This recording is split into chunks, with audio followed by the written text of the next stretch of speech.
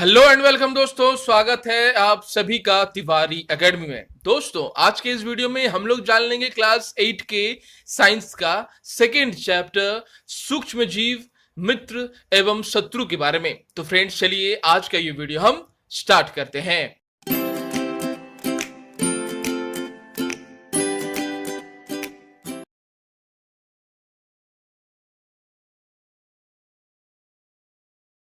तो फ्रेंड्स, जैसा आप सभी देख पा रहे हैं, इस चैप्टर का हेडिंग है सूक्ष्म जीव, मित्र एवं शत्रु के बारे में। तो फ्रेंड्स, चलिए सबसे पहले यह जान लेते हैं कि आखिर इस चैप्टर्स में हमें कौन सी बातें बताई गई हैं। तो फ्रेंड्स, आपको इस चैप्टर्स में माइक्रो ऑर्गेनिजम्स, सूक्ष्म जीवों के बारे में बताया गया है। सूक्ष्म जीव हमारे जीवन में किस तरह से उपयोगी साबित होते हैं, या फिर हमारे जीवन में सूक्ष्म जीव किस तरह से हानिकारक सिद्ध होते हैं, उसके बारे में ही आज का ये पूरा चैप्टर है। और साथ में लास्ट में आपको बताया गया है कि नाइट्रोजन के स्थिरीकरण के बारे में बताया गया है। ठीक है ना। तो आज का ये चैप्टर चलिए हम स्टार्ट करते हैं। और सबसे पहले हम लोग जान लेंगे कि आखिर इस वर्ड सूक्ष्म जीव का आखिर क्या मतलब होता है। तो फ्रेंड्स, हमारे इस अर्थ में, हमारे इस पृथ्वी पर बहुत ऐसे जीव हैं जिन्हें हम अपनी आंखों से नहीं देख पाते हैं। ठीक है ना। आंखों से नहीं देख पाने का कारण क्या है? क्योंकि वो काफी छोटे छोटे होते हैं। इतने छोटे होते हैं कि हम उन्हें आंखों से नहीं देख पाएंगे। ठीक है ना। ऐसे जीवों को देखने के लिए हमें आवश्यकता होती है एक उपकरण की, जिसका नाम है सूक्ष्मदर्शी की। सूक्ष्मदर्शी के द्वारा देखे जाने वाले जितने भी सारे जीव हैं, उन्हें हम सूक्ष्म जीव कहते हैं। ऐसे जीव हमें नंगे आंखों से हम इन्हें नहीं देख सकते हैं, याद रखना है आपको। ठीक है ना। और मित्र और शत्रु का तात्पर्य आखिर क्या है? तो फ्रेंड्स, सूक्ष्म जीव जो है, जो माइक्रो ऑर्गेनिजम्स हैं, वो आखिर किस तरह से हमारे मित्र हैं, यानी किस तरह से हमारे दैनिक जीवन में उनका उपयोग हो रहा है। जैसे उदाहरण के रूप में अगर कहा जाए तो लैक्टोबैसिलस एक बैक्टीरिया है, एक जीवाणु है, जिसके सहायता से दूध से दही का निर्माण होता है। यानी दूध से दही के बनने में जिस बैक्टीरिया का उत्तरदायी होता है, जो बैक्टीरिया, उसका नाम है लैक्टोबैसिलस, याद रखना है। तो यह हमारा मित्र हुआ वो बैक्टीरिया, क्योंकि वो दूध से दही का निर्माण कर रहा है। साथ में ईस्ट एक माइक्रो ऑर्गेनिजम्स है, जिसकी सहायता से अल्कोहल का भी निर्माण हो रहा है। ठीक है ना। या फिर आप बोल सकते हैं जो पावरोटी जो इंडस्ट्री है ना, रोटी ब्रेड वगैरह, उस इंडस्ट्रीज में ईस्ट का उपयोग होता है, जिसकी सहायता से हम जो ब्रेड होते हैं ना, जो रोटी पाव रोटी होते हैं, उन्हें हम बाजार से खरीद के खा रहे हैं। ठीक है ना। इस तरह से बहुत ऐसे सूक्ष्म जीव हैं जो हमारे मित्र हैं, क्योंकि हमारे दैनिक जीवन में उनका काफी उपयोग हो रहा है। साथ में आपको शत्रु के बारे में बताया गया है। शत्रु यानी ऐसे सूक्ष्म जीव जो आपके शरीर के लिए उपयोगी साबित नहीं हो सकते हैं, उन्हें हम कह रहे हैं शत्रु। यानी ऐसे सूक्ष्म जीव जो मित्र हैं, उनके बारे में आज का चैप्टर है। और ऐसे सूक्ष्म जीव जो शत्रु हैं, उनके बारे में भी आपका ये चैप्टर है। यानी जो सूक्ष्म जीव हमारे दैनिक जीवन में उपयोगी साबित हो सकते हैं, उनके बारे में है ये, उन्हें मित्र कहा जा रहा है। और जो हमारे लिए हानिकारक है, उन्हें हम शत्रु कह रहे हैं। ठीक है ना। तो फ्रेंड्स, चलिए सबसे पहले हम जान लेते हैं कि आखिर ये सूक्ष्म जीव का मतलब क्या है। जैसा मैंने आपको अभी कुछ देर पहले कहा, ऐसे जीव जिन्हें हम अपनी आंखों से, अपनी नंगी आंखों से हम नहीं देख सकते हैं, जिन्हें देखने के लिए आवश्यकता होती है तो माइक्रोस्कोप की, ठीक है ना, सूक्ष्मदर्शी की, उन्हें हम कह रहे हैं सूक्ष्म जीव, याद रखना है। जैसे उदाहरण के रूप में बताया गया है, पावरोटी है ना, ब्रेड। पावरोटी में वर्षा के दिनों में आपने देखा होगा एक लेयर होने लगती है। ठीक है ना। एक व्हाइट रंग सा एक धब्बा, एक पैचेस लगने लगता है, सफेद काले रंग का एक धब्बा सा पड़ने लगता है। ठीक है ना। याद रखना है, यह उस धब्बा को अगर हम देखें आवर्धक लेंस से, माइक्रोस्कोप की सहायता से अगर देखें, तो उसमें बहुत सारी रचनाएं दिखाई देती हैं। ठीक है ना। रस्सी नुमा संरचनाएं दिखाई देती हैं। ठीक है ना। आपको दिखाई देंगी उसमें। जो ऐसे नंगी आंखों से दिखाई नहीं देगी, नंगी आंखों से सिर्फ पैचेस ही दिखाई देंगे। अगर सूक्ष्मदर्शी की सहायता से अगर हम देखें तो उसमें काफी सारे रस्सियां वगैरह दिखाई देंगी, जो यह इंडिकेट करती है, जो ये बताती है कि उसमें सूक्ष्म जीवों की उपस्थिति हो चुकी है, उसमें वह बढ़ रही है। अब सूक्ष्म जीव जो है अपना रिप्रोडक्शन कर रहे हैं, उसमें याद रखना है। आगे बढ़ेंगे और देख लेंगे कि आखिर जो सूक्ष्म जीव हैं वो कितने छोटे होते हैं, ठीक है ना। तो फ्रेंड्स, इनका जो आकार होता है ना वो काफी काफी कम होता है, यानी 1 माइक्रोन से भी कम इनका आकार होता है, ठीक है ना। याद रखना है आपको, 1 माइक्रोन से भी इसका जो आकार होता है सूक्ष्मदर्शी का काफी कम होता है। इसीलिए इन्हें देखने के लिए हम माइक्रोस्कोप की आवश्यकता पड़ती है, याद रखना है। यानी लेंस के बिना, सूक्ष्मदर्शी के बिना आप इन्हें नहीं देख सकते हैं। अब है कि सूक्ष्म जीवों को कितने वर्गों में बांटा जा सकता है। तो फ्रेंड्स, सूक्ष्म जीवों को 4 भागों में बांटा जा सकता है। तो वो भाग कौन कौन से हैं? तो वे भाग हैं जीवाणु, ठीक है ना, वे भाग है कवक, वे है प्रोटोजोआ और है शैवाल। ये 4 भाग हैं जिसमें सूक्ष्म जीवों को बांटा जा सकता है, यानी 4 इनके वर्ग हैं जिन्हें सूक्ष्म जीवों को हम रखते हैं। तो फ्रेंड्स, चलिए अब हम लोग जान लेंगे इन सभी के बारे में, ठीक है ना। जैसे जीवाणु के बारे में जान लेंगे, कवक के बारे में जान लेंगे, प्रोटोजोआ के बारे में जान लेंगे। लेकिन इन्हें जानने से पहले हमें कुछ बात जान लेनी है पहले सेल के बारे में, कोशिका के बारे में। तो फ्रेंड्स, कोशिका जो होती है हमारे जीवन की रचनात्मक और क्रियात्मक इकाई है सेल या फिर कोशिका। कोशिका से ही किसी भी जीव की सृष्टि होती है। हमारा जो मानव शरीर है यह बहुकोशिकीय है, बहुत सारे सेलों से मिलकर बना होता है ये मानव शरीर। उसी तरह से पेड़ पौधे, जानवर, ये सभी बहुकोशिकीय हैं, काफी सारे कोशिकाओं से मिलकर बना होता है। इसीलिए मनुष्य के शरीर में आप अलग रूप से हाथ, पैर, सिर, गर्दन, ठीक है ना, सभी चीज आप देख पाओगे। लेकिन यहां जो सूक्ष्म जीव आपको बताया जा रहा है ये सिंगल सेल्ड, यानी सिर्फ एक सेल के बने हो सकते हैं या फिर मल्टी सेल्ड हो सकते हैं, ठीक है ना। ज्यादातर ये सिंगल सेल ही होते हैं, याद रखना है। सिंगल सेल कहने का तात्पर्य यानी सिर्फ एक कोशिका कहने का तात्पर्य, इसमें अलग से आप नहीं हाथ देख पाएंगे, नहीं अलग रूप से आप पैर देख पाएंगे, नहीं सिर, धड़, गर्दन, ठीक है ना, आंखें, कुछ आप नहीं देख पाएंगे। सिर्फ एक छोटा सा, ठीक है ना, एक सेल, एक कोशिका होगा।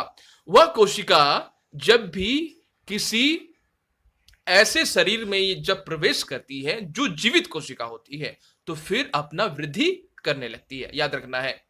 अब है सबसे पहले जानना जीवाणु के बारे में। आखिर जीवाणु क्या होते हैं? तो जीवाणु बैक्टीरिया इंग्लिश में कहते हैं, यह सिंगल सेल्ड होते हैं, सिर्फ एक कोशिका का बना होता है। ये कहां कहां रहते हैं? तो फ्रेंड्स, जो जीवाणु होते हैं ये सभी जगह मौजूद हैं, हवा में, पानी में, मिट्टी में, कपड़ों में, हर जगह ये मौजूद है। कौन? ये बैक्टीरिया, ये जीवाणु, याद रखना है, ठीक है ना। अब आपको जान लेना है कि बहुत ऐसे बैक्टीरिया हैं जो लाभदायक होते हैं और बहुत ऐसे बैक्टीरिया हैं जो हानिकारक होते हैं। जैसे लाभदायक बैक्टीरिया के अगर बारे में कहा जाए तो जैसा मैंने कहा, दूध से दही का बनना, ठीक है ना, तो उसमें जो बैक्टीरिया काम करते हैं वो लाभदायक बैक्टीरिया है, क्योंकि दही को हम खा रहे हैं, ठीक है ना। उसमें जो बैक्टीरिया उसे जो परिवर्तित कर रहे हैं उस बैक्टीरिया को हम खा रहे हैं जो हमारे शरीर के लिए सही है, उपयोगी है, ठीक है ना। उसमें जो बैक्टीरिया काम कर रहे हैं उसका नाम है लैक्टोबैसिलस। लैक्टोबैसिलस बैक्टीरिया जो है वो उपयोगी है, ठीक है ना, वो मित्र है, याद रखना है, क्योंकि आपके चैप्टर में ही बताया गया मित्र है कौन और कौन है सूक्ष्मजीव जो शत्रु है। तो मित्र वाले बैक्टीरिया है, मित्र वाले जीवाणु है लैक्टोबैसिलस। इसके अलावा राइजोबियम भी एक बैक्टीरिया है, एक जीवाणु है जो मित्र है, क्योंकि उससे क्या हो रहा है, जो दाल वगैरह हम खा रहे हैं ना, दाल जाति जितने भी सारे पेड़ पौधे हैं उनकी जड़ों में रहते हैं, उन्हें पौधों को मुहैया कराते हैं नाइट्रोजन के यौगिक और फिर नाइट्रोजन को ग्रहण करते हैं हम, ठीक है ना। क्योंकि दाल जाति जब उसे पौधे ग्रहण कर रहे हैं उसी दाल को हम फिर खा रहे हैं, और दाल में सबसे ज्यादा जो उपस्थिति होता है वह होता है प्रोटीन का, याद रखना है, ठीक है ना। और प्रोटीन में सबसे ज्यादा उपस्थिति होती है नाइट्रोजन की, याद रखना है, ठीक है ना।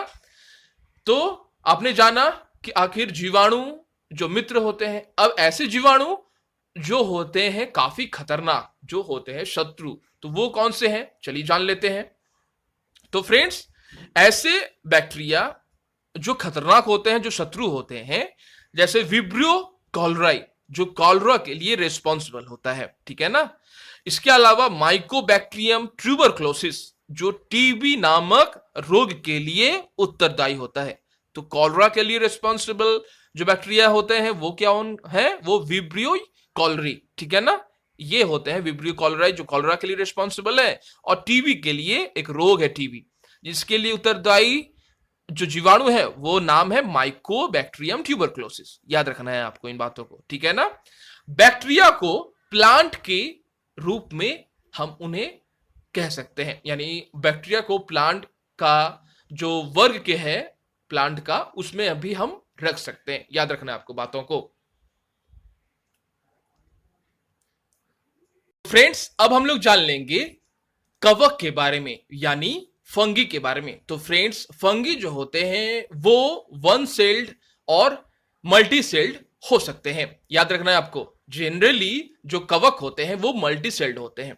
साथ में आपको यह बात भी जान लेना है कि जो कवक होते हैं ना फ्रेंड्स, वो सड़े गले कार्बनिक पदार्थों से अपना पोषण जो है वो ग्रहण करते हैं। याद रखना है आपको, यानी सड़े गले कार्बनिक पदार्थों से कवक अपना पोषण ग्रहण करते हैं। ये बहुत सारे सेल्ड के, यानी मल्टी सेल्ड बहुकोशिकीय हो सकते हैं। याद रखना है, जब भी कवक का नाम आता है तो सबसे पहले नाम आता है एक साइंटिस्ट का, जिनका नाम है अलेक्जेंडर फ्लेमिंग, जिन्होंने 1928 में पेनिसिलिन नामक एक ऐसे पौधे की खोज की थी जिनसे आज जो है बहुत सारी दवाइयां जो है वो बन रही है। याद रखना है, पेनिसिलियम नोटेटम नामक एक ऐसे दवाई की खोज की थी जिससे प्रतिजैविक आज बन रहे हैं, आज भी बन रहे हैं। याद रखना है आपको, नाम है साइंटिस्ट का अलेक्जेंडर फ्लेमिंग, ठीक है ना। आपको याद रखना है 1928 में उन्होंने खोज की थी।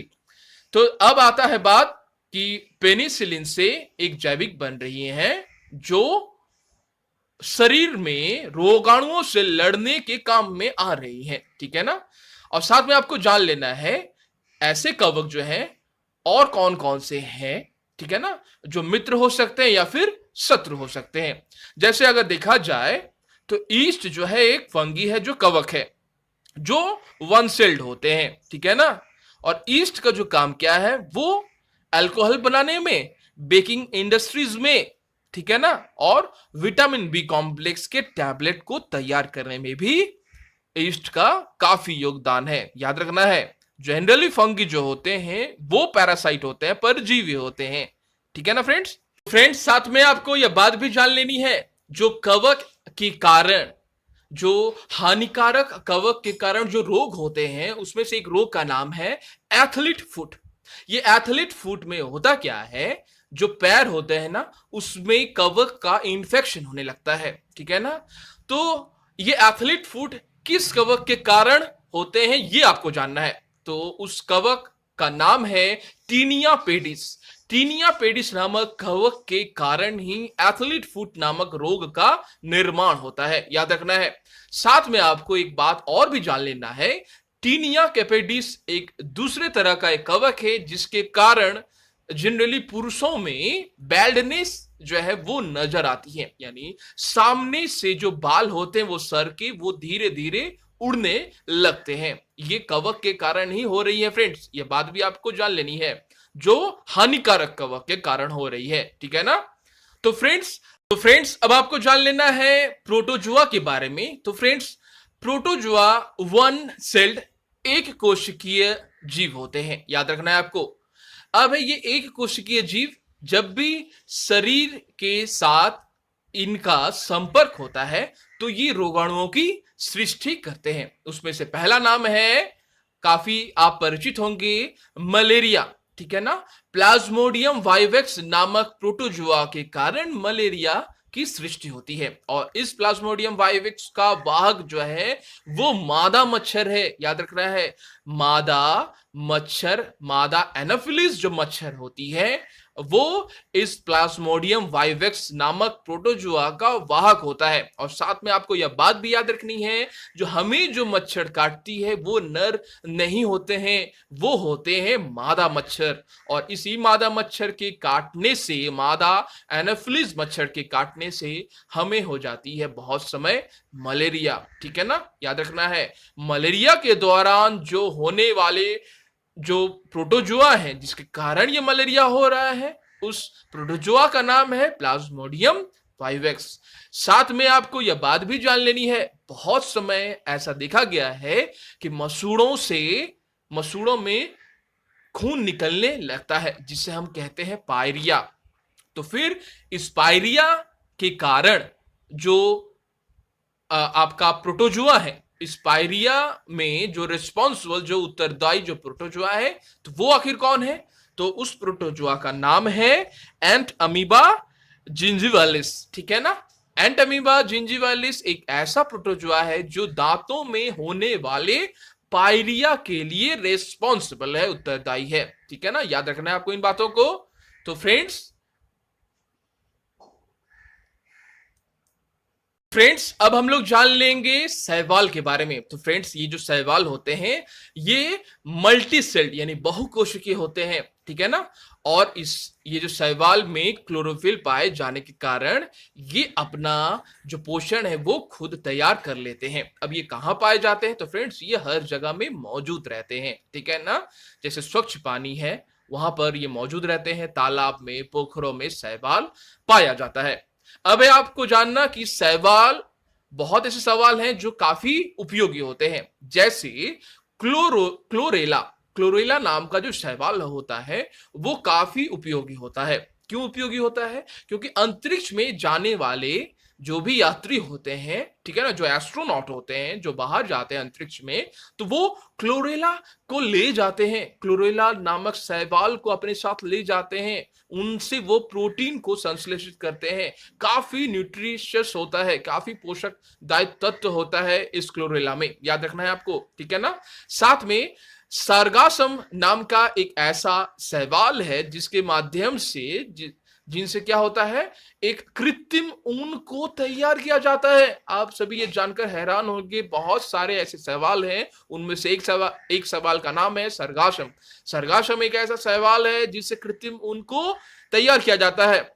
लेमिनेरिया एक ऐसा शैवाल है जिसके माध्यम से, जिसकी सहायता से एसिड्स का उत्पादन किया जाता है, आयोडीन को भी संश्लेषित किया जाता है, याद रखना है। और बहुत ही इंपॉर्टेंट जो शैवाल है, मैंने कहा क्लोरोएला। ठीक है ना, क्लोरोएला एक ऐसा शैवाल है जो अंतरिक्ष यात्री जब जाते हैं अंतरिक्ष में तो इस शैवाल को ले जाते हैं। ठीक है ना, वो इसे लेते हैं, एज अ फूड के रूप में लेते हैं, एज अ न्यूट्रिएंट्स के रूप में लेते हैं। ठीक है ना, याद रखना है आपको इन बातों को। फ्रेंड्स अब हमें जान लेना है विषाणु के बारे में। जैसा आप सभी देख पा रहे हैं, विषाणु यानी वायरस। ठीक है ना, ये वायरस के बारे में अगर आप कुछ बातें जान लें तो काफी इंपॉर्टेंट होंगी। ठीक है ना, तो फ्रेंड्स वायरस जो है वो सबसे छोटा सूक्ष्मदर्शी जीव है, याद रखना है। ठीक है ना, वो सिंगल सेल्ड होते हैं वायरस। ठीक है ना, और वायरस की सबसे बड़ी खासियत यह होती है कि यह जब भी किसी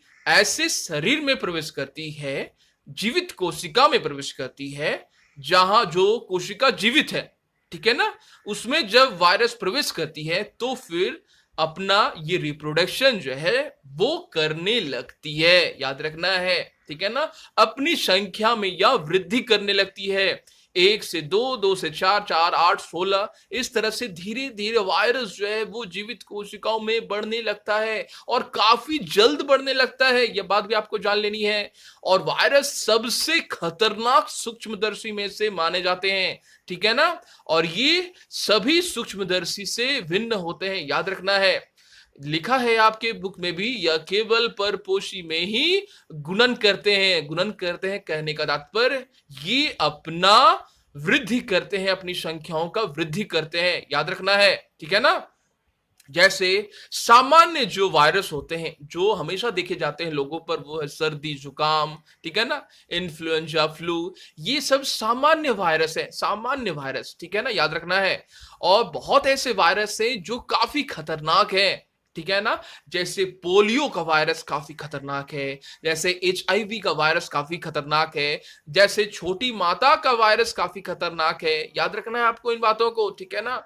और ये वायरस जो होते हैं ये पूरे शरीर को प्रभावित कर सकते हैं। याद रखना है, वायरस एक ऐसा सूक्ष्मदर्शी जीव है जो पूरे शरीर को प्रभावित कर सकता है। यहां तक कि अभी जो आप जान रहे हैं वर्तमान के समय में एक काफी परिचित वायरस जो पूरे विश्व में हड़कंप मचा के रखा है, अपनी तबाही को मचा के रखा है, उसका नाम है कोरोना वायरस। कोरोना वायरस भी काफी संक्रमित वायरस है, ठीक है ना। याद रखना है, ये एक मनुष्य से दूसरे मनुष्य में चला बड़ी ही आसानी से जा रहा है। याद रखना है, इसकी रोकथाम के लिए सबसे पहले हमें जरूरी है मास्क को पहनने की। मास्क से जो है वायरस की जो फैलने की जो पावर होती है ना, फैलने की जो ताकत होती है वो कम होने लगती है। याद रखना है, कोई भी वायरस, कोई भी बैक्टीरिया, कोई भी जीवाणु हमारे शरीर में एक आदमी से दूसरे में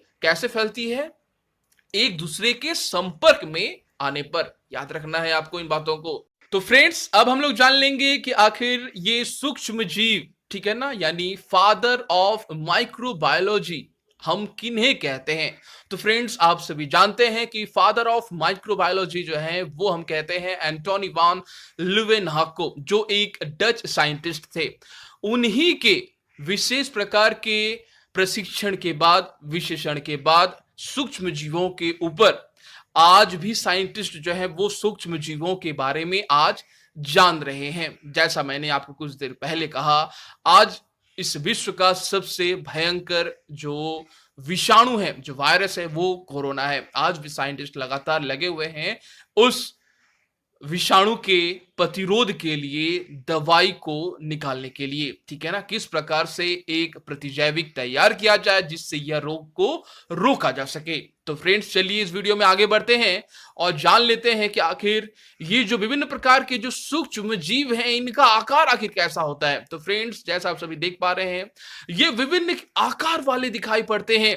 जैसे स्पाइरल वाले जीवाणु होते हैं जो स्पाइरल किए हुए हैं, ठीक है ना, जो गोल गोल घुमावदार के रूप में हो सकते हैं या फिर छड़नुमा हो सकते हैं। जीवाणु है जो, ठीक है ना, याद रखना है आपको, यानी जो बैक्टीरिया है। इसके अलावा जो शैवाल है, आप देख पा रहे हैं शैवाल का कुछ आकार जो है वो ऐसा दिखाई देता है, आप देख पा रहे हैं, ठीक है ना। ये है शैवाल का आकार। इस प्रकार से अगर हम माइक्रोस्कोप की सहायता से देखें तो कुछ ऐसा ही दिखाई पड़ेगा। इसके अलावा प्रोटोजुआ जो है, अमीबा एक प्रोटोजुआ है। आपने लास्ट के क्लासेस में भी अमीबा के बारे में पढ़ा था, ठीक है ना। अमीबा किस प्रकार से अपना पोषण को कंप्लीट करते हैं, ठीक है ना, जिसमें वो फूड वैक्यूल की सहायता से फूड को ग्रहण करते हैं और फिर त्याग करते हैं अपशिष्ट पदार्थों का। तो अमीबा एक प्रोटोजुआ है, याद रखना है आपको। और इसके अलावा पैरामीशियम भी एक प्रोटोजुआ है, ठीक है ना, जिसका आकार माइक्रोस्कोप से देखने पर कुछ इस तरह का दिखाई देता है। इसके अलावा हम जान लेंगे कवक के बारे में, जैसे पेनिसिलिन, पेनिसिलियम है। इसके अलावा बहुत ऐसे कवक हैं जो इस प्रकार के दिखाई देते हैं, याद रखना है, ठीक है ना। ये कवक का कुछ नाम है, कुछ इस प्रकार के आकार हैं, बिल्कुल इस प्रकार के दिखाई देते हैं, ठीक है ना। आगे बढ़ेंगे हम लोग इस वीडियो में और देख लेंगे फ्रेंड्स कि आखिर विषाणु, ठीक है ना, विषाणु का जो आकार है कई बार इस प्रकार का दिखाई पड़ता है, आप देख पा रहे हैं, ठीक है ना। ये विषाणु माइक्रोस्कोप में, काफी पावरफुल माइक्रोस्कोप में अगर देखा जाए तो विषाणु कुछ इस तरह के दिखाई पड़ते हैं। फ्रेंड्स, अब हमें जान लेना है कि सूक्ष्म जीव आखिर कहां रहते हैं। तो फ्रेंड्स, जैसा आप सभी जानते हैं, जो सूक्ष्म जीव हैं वो पृथ्वी पर हर जगह रहते हैं। वो आकाश में रह सकते हैं, वो वायुमंडल में रह सकते हैं, वो पानी में रह सकते हैं, वो मिट्टी में रह सकते हैं, कपड़ों में रह सकते हैं, किसी भी मनुष्य के शरीर में, किसी भी पौधों के शरीर में, किसी भी जानवरों के शरीर में यह रह सकते हैं। यहां तक कि ज्यादा से ज्यादा तापमान अगर हो, ठीक है ना, काफी ज्यादा तापमान हो, ठीक है ना, वहां पर भी ये रह सकते हैं, यानी रेगिस्तान में भी ये रह सकते हैं। काफी न्यूनतम तापमान जहां पर बर्फबारी भी हो रही हो, जहां पर तापमान 0 डिग्री से भी नीचे चला गया हो, वहां भी ये रह सकते हैं, यानी आर्कटिक, अंटार्कटिक में भी सूक्ष्म जीव आसानी से रह सकते हैं। याद रखना है आपको, ठीक है ना फ्रेंड्स। तो फ्रेंड्स, साथ में आपको जान लेना है कि ये सूक्ष्म जीव जो है और हमारे साथ इस सूक्ष्म जीव का कैसा रिलेशन है, कैसा हमारा संबंध है। तो फ्रेंड्स, जैसा मैंने आपको वीडियोस के स्टार्टिंग में ही कहा, सूक्ष्म जीव कई रूप से जो है वो उपयोगी साबित होते हैं, तो कई रूप से ये हानिकारक भी साबित होते हैं। जैसे एग्जाम्पल के रूप में अगर कहा जाए तो मित्रवत जो सूक्ष्म जीव है, जैसे दही बनाने में, ब्रेड बनाने में, केक बनाने में मित्रवत जो सूक्ष्म जीव है इनका उपयोग होता है, ठीक है ना। और प्राचीन काल से अल्कोहल जो बनाया जाता है वो इसी सूक्ष्म जीव की सहायता से बनाया जा रहा है। इसके अलावा पर्यावरण को स्वच्छ रखने में, सुरक्षित रखने में भी माइक्रो ऑर्गेनिजम्स जो सूक्ष्म जीव होते हैं वो अपना योगदान देते हैं, ठीक है ना। जैसे बहुत सारे अपशिष्ट पदार्थ हैं, छिलके हैं, जंतु के अवशिष्ट हैं, वो इनका अपघटन कर देते हैं, डिकम्पोज कर देते हैं इनको, और फिर ये क्या होता है, ये तैयार होते हैं एक उर्वरक के रूप में। और वह उर्वरक जो फार्मर्स, जो किसान होते हैं, वो अपने खेती में देते हैं, और पेड़ पौधे जो है काफी अच्छे से इन्हें ग्रहण करते हैं, पोषक तत्व क्योंकि इनमें काफी ज्यादा होती है, ठीक है ना फ्रेंड्स। तो फ्रेंड्स, अब हम लोग आगे बढ़ेंगे और देख लेंगे कि दही और ब्रेड का जो बनाना है वह भी सूक्ष्म जीवों के कारण ही पॉसिबल है। जैसे आप सभी को मैंने वीडियोस की स्टार्टिंग में ही बताया कि दही में बहुत ऐसे सूक्ष्म जीव पाए जाते हैं जिसे हम कहते हैं, एक जीवाणु पाए जाते हैं, उनका नाम है लैक्टोबैसिलस। लैक्टोबैसिलस एक ऐसा जीवाणु है जो काफी रूप से उत्तरदायी होता है दूध से दही बनने में, ठीक है ना। याद रखना है आपको, दूध एक मीठा है होता है, ठीक है ना। दूध में लैक्टोज पाया जाता है, वही जब इसे आप चेंज कर देते हैं उस मीठे द्रव्य को खट्टे में, तो वह उसमें उत्तरदायी जो जीवाणु होते हैं उनका नाम है लैक्टोबैसिलस। दही और दूध में अंतर है, दही का स्वाद खट्टा होता है, वहीं दूध का स्वाद मीठा होता है, यानी एसिड्स में वो चेंज कर देता है, ठीक है ना। याद रखना है आपको। इसके अलावा अचार या फिर पनीर, बहुत ऐसे खाद्य पदार्थ सामग्रियां हैं जिनके उत्पादन में सूक्ष्म जीवों का उपयोग होता है, ठीक है ना फ्रेंड्स। आगे बढ़ेंगे और हम लोग अब जान लेंगे कि आखिर किस प्रकार से, आप देख पा रहे हैं ये जो मैदा है ना, ईस्ट की सहायता से किस प्रकार मैदा जो है ये फूलने लगती है, यानी ईस्ट, इस माइक्रो ऑर्गेनिजम्स में, इस सूक्ष्म जीवों में ईस्ट का क्या योगदान है, याद रखना है आपको। तो फ्रेंड्स, बेकिंग इंडस्ट्रीज में सूक्ष्म जीवों का काफी योगदान है, उसमें से सबसे अहम भूमिका अदा करती है ईस्ट। ईस्ट के बारे में मैंने आपको कुछ देर पहले ही कहा, ठीक है ना। तो फ्रेंड्स, ये यीस्ट जो होती है ये एक ऐसे सूक्ष्म यौगिक हैं, ठीक है ना, एक ऐसे सूक्ष्म जीव हैं जिन्हें अगर हम मैदा के साथ मिला देते हैं तो यह मैदे जो है वो खमीर द्वारा उठी हुई मैदा लगती है। जैसा मैदा को यहाँ गूथा गया है ईस्ट के पाउडर के साथ, कुछ देर बाद अगर आप ऐसे रख दें तो वो फूलने लगती है। होता क्या है, ईस्ट तीव्रता के साथ जनन करके श्वसन के दौरान कार्बन डाइऑक्साइड को तैयार करते हैं, यानी विभिन्न प्रकार के जो ईस्ट होते हैं वो अपनी संख्या में वृद्धि करते हैं, ठीक है ना, याद रखना है। और कार्बन डाइऑक्साइड को भी वो तैयार करने लगते हैं, श्वसन के दौरान वो कार्बन डाइऑक्साइड को छोड़ने लगते हैं, और गैस के बुलबुले के तरह खमीर वाले मैदे का जो आयतन है वो बढ़ने लगता है। और इसी ईस्ट के इस गुण को लगाया जाता है बेकिंग के इंडस्ट्रीज में, ठीक है ना, जिसमें पावरोटी, पेस्ट्रीज वगैरह, केक वगैरह काफी अच्छे से बनाए जाते हैं with the help of east, east की सहायता से। आगे बढ़ना है और हमें जान लेना है कि सूक्ष्म जीव जो वाणिज्यिक उद्योग में सूक्ष्म जीवों का किस तरह से उपयोग किया जाता है। तो फ्रेंड्स, ईस्ट का एक और स्तर पर इस्तेमाल होता है अल्कोहल के बनाने में। अल्कोहल किस तरह से बनाया जाता है, अल्कोहल में फलों का रस लिया जाता है, ठीक है ना। फलों के रस में शर्करा, शुगर जो होती है वो मौजूद होती है। ईस्ट के द्वारा अल्कोहल जो मीठा है ना उसे खट्टा में तब्दील कर दिया जाता है। इस प्रोसेस को, यानी बहुत अच्छे मीठे मीठे फल को जब हम अल्कोहल में परिवर्तित करते हैं, इस पूरे प्रोसेस को हम लोग कहते हैं किण्वन की प्रक्रिया, ठीक है ना, जहां पर चीनी के अल्कोहल में परिवर्तन करने की प्रक्रिया किण्वन कहलाती है, फर्मेंटेशन इंग्लिश में कहेंगे हम लोग, ठीक है ना। तो होता क्या है, खट्टा जैसा एक गंध निकलने लगता है, ठीक है ना, चीनी वाला एक मीठा होता है गंध, वहीं दूसरी तरफ अल्कोहल में चेंज होने से यह खट्टे रूप में उसका गंध परिवर्तित हो जाता है। इस किण्वन प्रोसेस प्रक्रिया की खोज सबसे पहले लुई पास्चर ने की थी सन 1857 में। लुई पास्चर एक फ्रांस के साइंटिस्ट थे, ठीक है ना, एक वैज्ञानिक थे। उन्होंने अपने लैब में इस तरह के प्रयोग को करते हुए उन्होंने इस चीज की खोज की कि किस तरह से चीनी शुगर जो है वो धीरे धीरे बदल जा रहा है किण्वन की प्रक्रिया के द्वारा। किस तरह चीनी एक अलग फॉर्म में, किस प्रकार मीठे फल के रस कुछ दिन के बाद जो है वो तैयार होने लगते हैं अल्कोहल के रूप में, ठीक है ना। फ्रेंड्स, साथ में लुई पास्चर ने यह बात भी बताई थी, ठीक है ना, कि आखिर किसी भी खाद्य पदार्थ को, जैसे दूध को, कितने समय तक गर्म करने पर इसे अधिक से अधिक दिन तक रखा जा सकता है, ठीक है ना। तो यह भी इस विज्ञान में काफी महत्वपूर्ण इनकी भूमिका है, याद रखना है आपको इस साइंटिस्ट की, ठीक है ना। साथ में हम आगे बढ़ेंगे और देख लेंगे कि सूक्ष्म जीवों के औषधीय उपयोग के बारे में, किस तरह से सूक्ष्म जीवों को औषधीय के रूप में उन्हें उपयोग किया जा रहा है आज के दिन में भी, इसके बारे में। जैसा आप सभी जानते हैं कि जैसा हम बीमार पड़ते हैं तो डॉक्टर के पास जाते हैं, तो वो इंजेक्शन देते हैं, वो काफी सारे दवाइयां लिख के देते हैं, ठीक है ना। होता क्या है, पहले इसे आपको समझना है। बहुत सारे सूक्ष्म जीव हैं जो हमारे शरीर में प्रविष्ट करने लगते हैं। प्रविष्ट करने के बाद वो अपनी संख्या में वृद्धि करने लगते हैं। फलस्वरूप होता क्या है, हमारा जो शरीर है ना, वो इल हो जाता है, बीमार हम पड़ जाते हैं। याद रखना है, बीमार आपको इंडिकेट करती है। बीमार जब भी हम ज्वर में पड़ने लगते हैं, ठीक है ना, हमें बुखार होने लगता है, वह बुखार इस बात का इंडिकेट करता है, इस बात को बताता है कि हमारे शरीर में कुछ ना कुछ बाहर से कुछ सूक्ष्म जीवों का प्रविष्ट हुआ है, ठीक है ना। याद रखना है, ये हमारा जो शरीर है बिल्कुल अभी तैयार नहीं है कामों को करने के लिए, चलने के लिए, फिरने के लिए, खाने के लिए, इसीलिए हम बीमार पड़ने लगते हैं। बीमार यह बात को निर्देशित करती है कि सूक्ष्म जीवों का आक्रमण हमारे शरीर में हुआ है।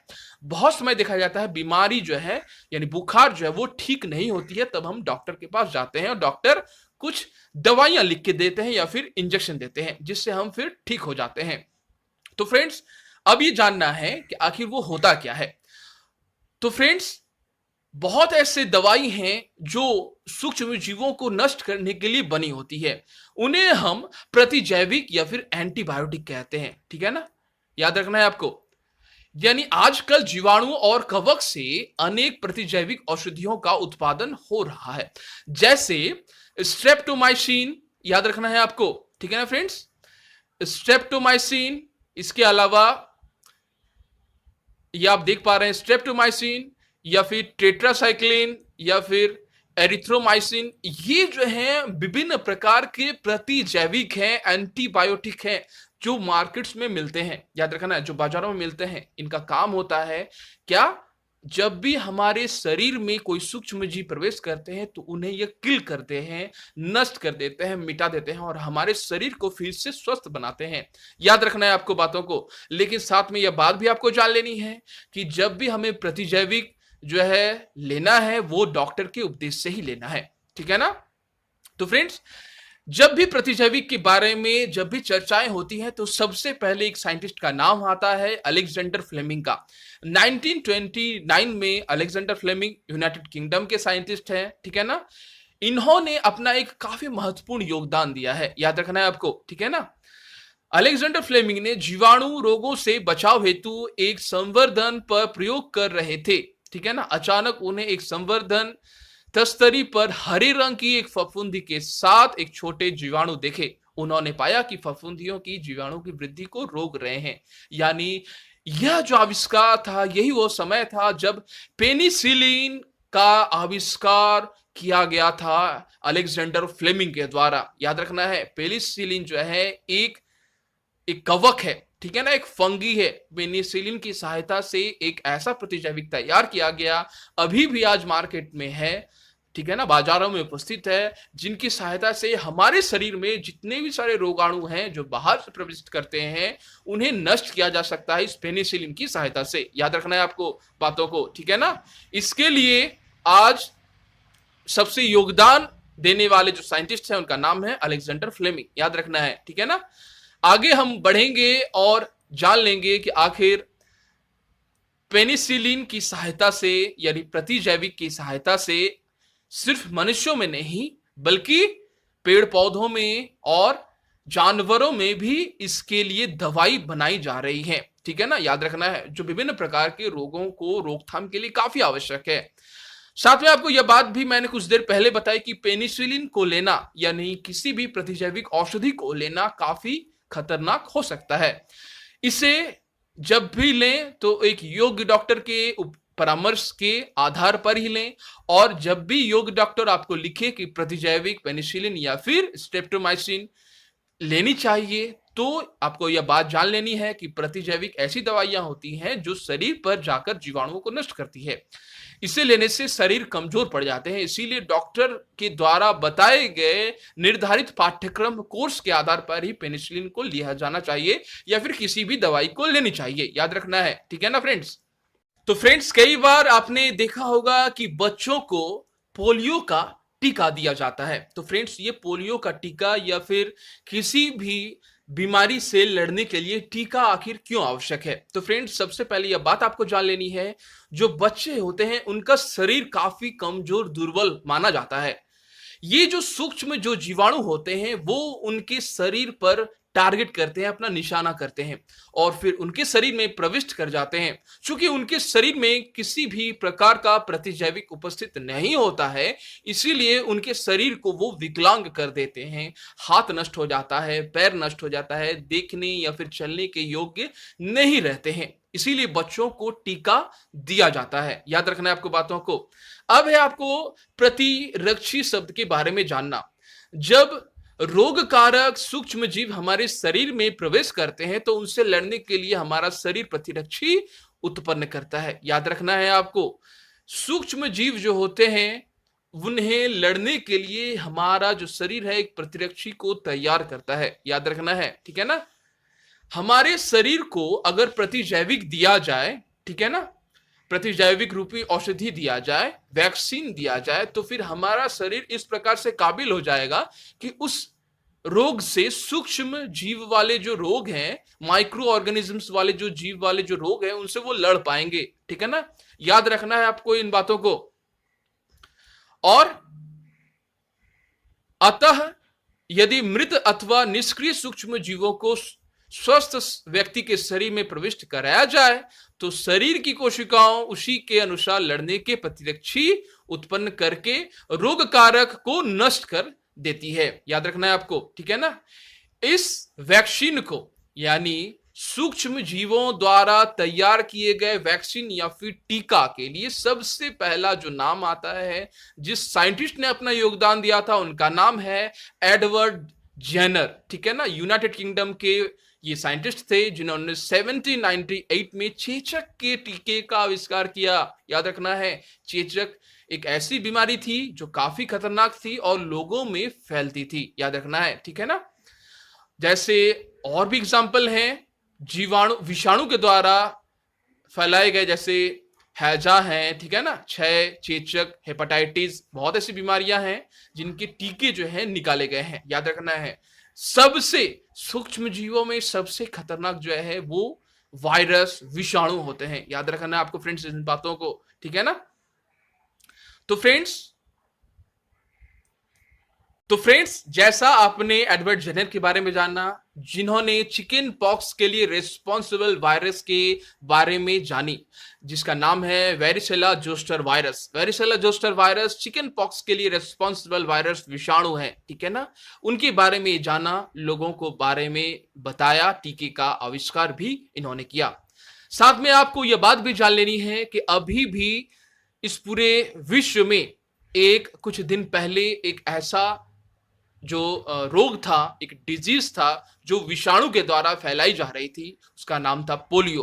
पोलियो आज पूरे विश्व से जो है वो उन्मूलन हो चुका है। धीरे धीरे पोलियो जो है पूरे विश्व से खत्म हो चुका है। पोलियो का जो टीका है उसके आविष्कारक जो हैं डॉक्टर जॉन सॉक हैं, ठीक है ना। जॉन सॉक ने पोलियो के टीके का आविष्कार किया, ठीक है ना, यह बात भी आपको जान लेनी है।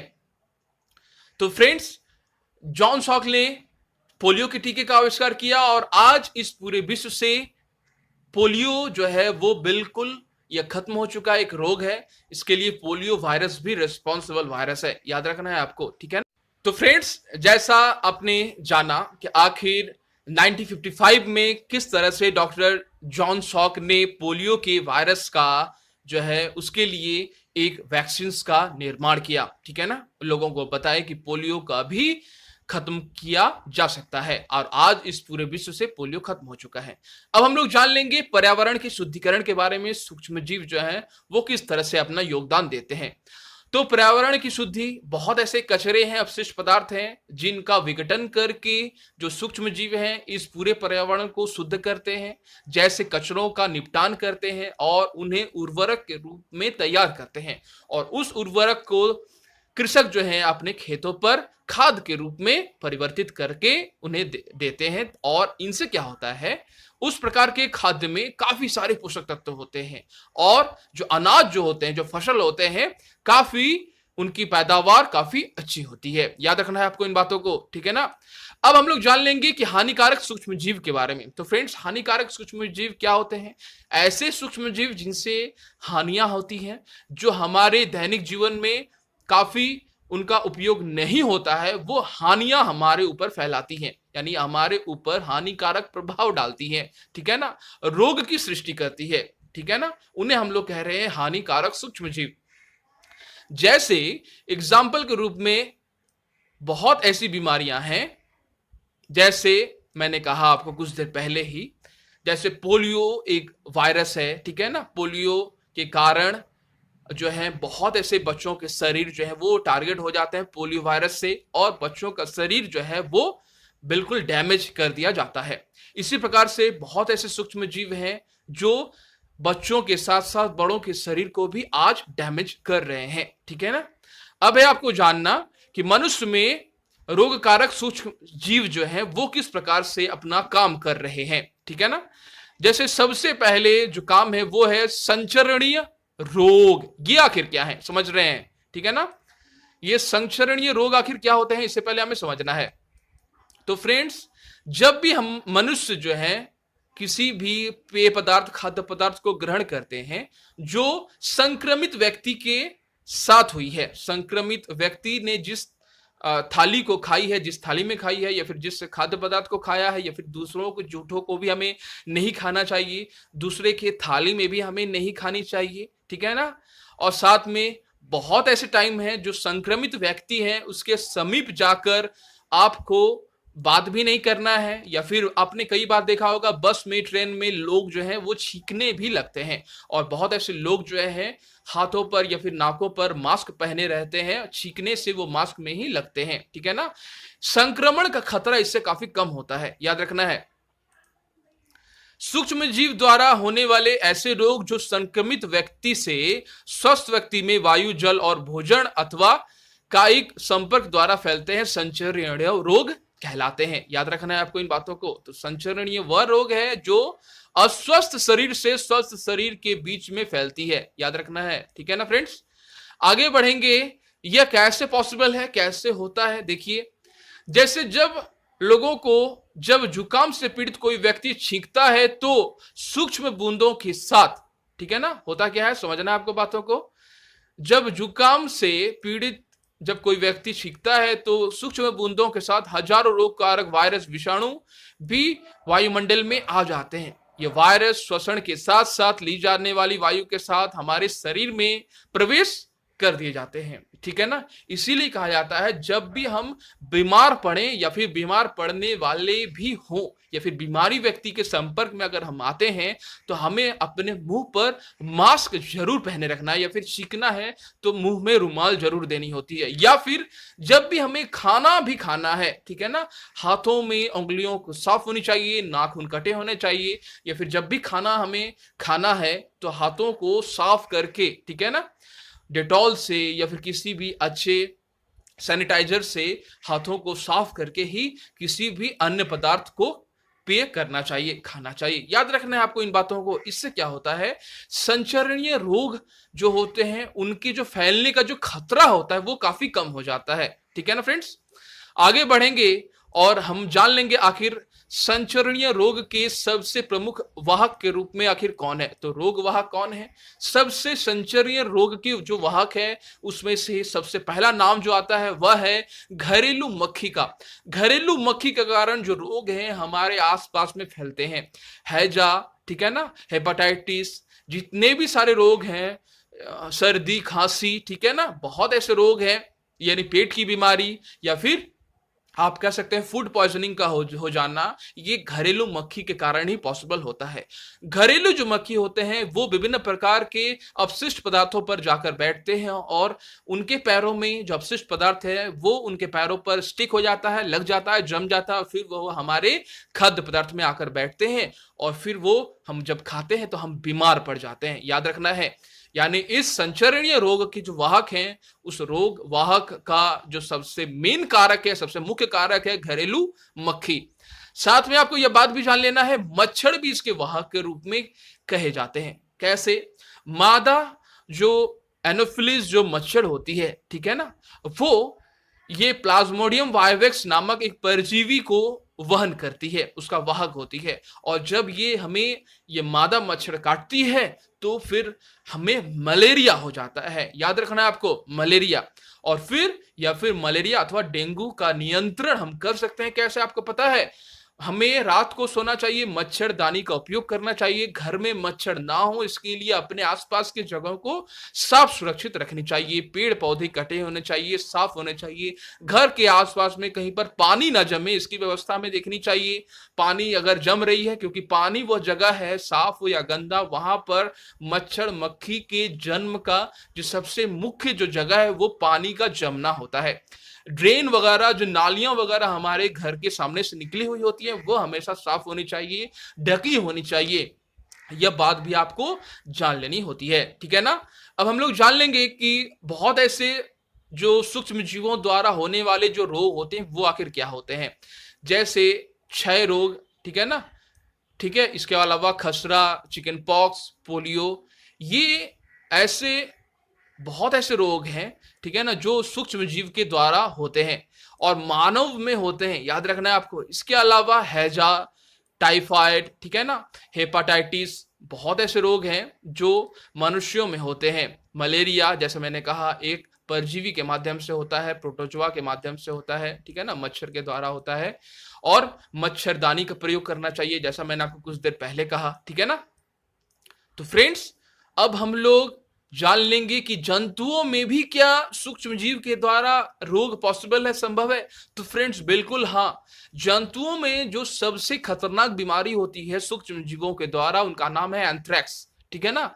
एंथ्रेक्स एक ऐसा रोग है जो मवेशियों में होता है और ये मवेशियों से कहां फैलता है जानते हैं? मवेशियों से फैलता है डायरेक्ट मनुष्यों में। याद रखना है, ठीक है ना। रॉबर्ट कोच ने 1876 में, ठीक है ना, एक बैसिलस एंथ्रेक्स नामक जीवाणु की खोज की और एंथ्रेक्स रोग का जो कारक है उसके बारे में भी बताया कि एंथ्रेक्स रोग का जो कारक है वो बैसिलस एंथ्रेसिस नामक जीवाणु है, जो बैक्टीरिया है, जो कैटल्स होते हैं, जो मवेशियां होती हैं, उनसे मनुष्यों के शरीर में भी फैलता है। एक बड़ा सा घाव हो जाता है स्किन पर, चमड़ों पर, ठीक है ना, वो दिखाई देता है, काले रंग का हो जाता है। जनरली एक बैक्टीरिया होता है जो मवेशियों से मनुष्य तक ट्रांसफर होता है। याद रखना है आपको इन बातों को, ठीक है ना। साथ में हम लोग जान लेंगे कि पौधों में जो रोग उत्पन्न करने वाले जीव जो होते हैं, पौधों में भी रोग होते हैं, जैसे चावल में होते हैं, आलू में, गन्ना में, संतरे में, सेब में होते हैं। सूक्ष्म जीव के द्वारा रोग होते हैं, याद रखना है आपको, ठीक है ना। जैसे गेहूं में रस्ट वाला एक रोग होता है, नींबू में कैंकर एक रोग होता है। इसके अलावा भिंडी की एक पीत होती है, भिंडी में भी एक रोग होता है, ठीक है ना। ये रोग में होता क्या है, देखिए, जीवाणु से कौन से हो रहे हैं, कवक से क्या और वायरस से क्या। तो जीवाणु से हो रहे हैं, आप देख पा रहे हैं, नींबू कहकर। गेहूं की रस्ट कवक के कारण होती है, भिंडी की पीत होती है वायरस के कारण। होता क्या, संचरण का तरीका वायु के कारण से कुछ होता है। ज्यादातर जो वायरस होते हैं ना फ्रेंड्स, हमारे बीच में या फिर पौधों के बीच में या फिर जानवरों के बीच में, वो वायु से ही फैलती है। याद रखना है, ठीक है ना। वायु में सबसे ज्यादा परिमाण में सूक्ष्म जीवों की उपस्थिति होती है, ठीक है ना। यह बात भी आपको याद रखनी है।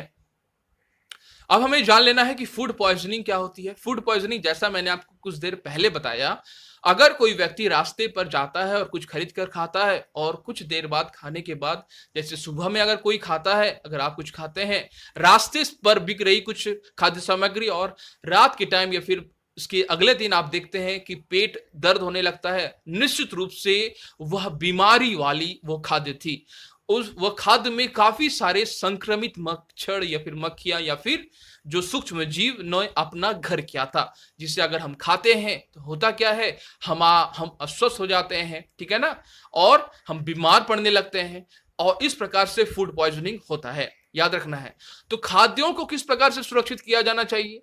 तो आजकल जो खाद्य जो आ रहे हैं मार्केट्स में, वो पैकेट्स में आ रहे हैं। आप सबने काफी सारे देखे होंगे, जैसे अमूल के बहुत ऐसे प्रोडक्ट हैं या फिर बहुत ऐसे प्रोडक्ट हैं जो क्या होते हैं, बहुत पैकेट में आते हैं और फिर पैकेट में आने के बाद हम फिर उसे घर में खोलते हैं और आराम से खाते हैं। साथ में साथ आपको यह बात भी जान लेनी है कि पैकेट में रहने के कारण क्या होता है ना, उसमें बहुत ऐसे रासायनिक द्रव्यों का भी इस्तेमाल किया जाता है, जिससे पैकेट में रखे गए खाद्य पदार्थ काफी दिन तक बहुत खराब होने से बच सके। अब है कि आखिर परिरक्षक हम किसे कहते हैं, आप देख पा रहे हैं, ठीक है ना। ये परिरक्षक होता क्या है? तो फ्रेंड्स, नमक एवं खाद्य तेल का उपयोग सूक्ष्म जीवों की वृद्धि को रोकने के लिए सामान्य रूप से किया जाता है, अतः इन्हें हम प्रतिरक्षक कहते हैं, ठीक है ना। ये होता क्या है? तो फ्रेंड्स, जैसा मैंने आपको कुछ देर पहले बताया कि खाने को भी सूक्ष्म जीव खराब कर देते हैं। जैसे वर्षा के दिनों में पाव रोटी खराब हो जाती है, उसी प्रकार से अगर कुछ भी खाना को आप खुला छोड़ दें काफी दिनों तक, तो उसमें सूक्ष्म जीवों का आक्रमण होगा, वो खराब हो जाएंगे, वो नष्ट हो जाएंगे, फिर उन्हें खाने से हम बीमार पड़ जाएंगे। इसीलिए नमक और खाद्य तेल का अगर हम इस्तेमाल करते हैं तो फिर वो खराब नहीं होती है, काफी दिनों तक वो सही रहती है। जैसे आप सभी जानते हैं कि सोडियम बेंजोएट और सोडियम मेटाबाइसल्फाइड सामान्य परिरक्षक हैं, ठीक है ना। सोडियम बेंजोएट और सोडियम मेटाबाइसल्फाइड जो है सामान्य परिरक्षक हैं। जैम एवं स्क्वाश बनाने में इन रसायन का उपयोग इन्हें संदूषित होने से बचाता है। साथ में आपको जान लेना है नमक का परिरक्षक। नमक भी परिरक्षण के रूप में काम करता है। सामान्य रूप से हम नमक का इस्तेमाल करते हैं मछली को बचाने के लिए, ठीक है ना। मछली से काफी दिन तक सही रहती है, ठीक है ना। नमक का उपयोग आम, आंवला एवं इमली के परिरक्षक के रूप में भी किया जाता है, यानी मांस मछली को सड़ने से बचाने के लिए नमक का इस्तेमाल होता है। चीनी भी परिरक्षण का काम करती है, जैसे जैम, जेली, स्क्वाश में अगर आप चीनी का ज्यादा रूप में अगर उपयोग करें तो उसमें जो सूक्ष्म जीव है वो आक्रमण नहीं कर पाते हैं। या फिर तेल और सिरका या फिर तेल और फिर विनेगर का अगर उपयोग करते हैं किसी भी खाद्य सामग्री में, तो फिर होता क्या है, तो वह भी खाद्य पदार्थ सूक्ष्म जीवों के आक्रमण से बचने लगती है। इसके अलावा गर्म एवं ठंडा करना, जिससे जैसे मैंने कहा कुछ देर पहले, लुई पास्चर ने, ठीक है ना, जो फ्रांस के वैज्ञानिक थे लुई पास्चर, उन्होंने पास्चुराइजेशन के रूप में साइंस में, विज्ञान में काफी विख्याति उन्हें मिली है। दूध को एक निर्दिष्ट तापमान में अगर हम गर्म करते हैं, जैसे 70 डिग्री सेल्सियस पर 15 से 30 सेकेंड के लिए अगर हम गर्म करते हैं और फिर एकाएक अगर ठंडा करके अगर इसका स्टोरेज कर लेते हैं, भंडारण कर लेते हैं, तो दूध पर सूक्ष्म जीवों का जो हमला है वो रुक जाते हैं, उनकी वृद्धि रुक जाती है, ठीक है ना। और इस प्रक्रिया की खोज भी लुई पास्चर ने की थी, इसीलिए इसे हम पास्चराइजेशन या फिर पास्चरीकरण कहते हैं। याद रखना है आपको इन बातों को, काफी बार यह एग्जाम्स में भी पूछा जाता है, ठीक है ना फ्रेंड्स। अब हम लोग जान लेंगे कि नाइट्रोजन के स्थिरीकरण के बारे में। तो फ्रेंड्स, नाइट्रोजन का स्थिरीकरण होता कैसे है? तो नाइट्रोजन का स्थिरीकरण विभिन्न प्रकार के बैक्टीरिया द्वारा होता है। जैसे आपने राइजोबियम के बारे में पढ़ा था। राइजोबियम मटर या फिर दाल जातीय पौधों के जड़ में पाए जाते हैं और वायुमंडल से नाइट्रोजन को फिक्स करते हैं, ठीक है ना। और उस नाइट्रोजन यौगिक को पेड़ पौधे ग्रहण करते हैं।